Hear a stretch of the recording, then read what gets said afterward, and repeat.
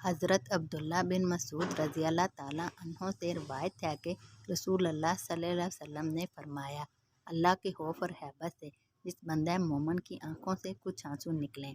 اگرچہ وہ مقدار میں بہت کم،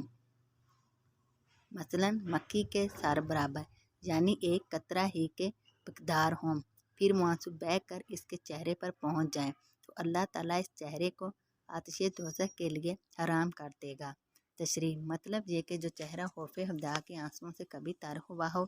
اس کو دوزخ کی آگ سے بالکل محفوظ رکھا جائے گا اور دوزخ کی آنچ کبھی اس کو نہ لگ سکے گی۔ کتاب الایمان میں تمثیل سے بتایا جا چکا ہے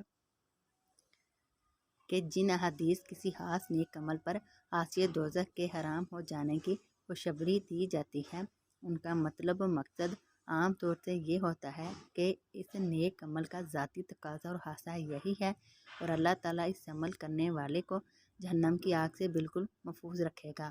بشرطے کہ اس شخص سے کوئی ایسا بڑا گناہ سرزد نہ ہوا ہو جس سے تقاضا اس کے برعکس جہنم میں ڈالا جانا ہو، یا اگر کبھی ایسا گناہ اس سے ہوا ہو تو وہ اس سے تائب ہو چکا ہو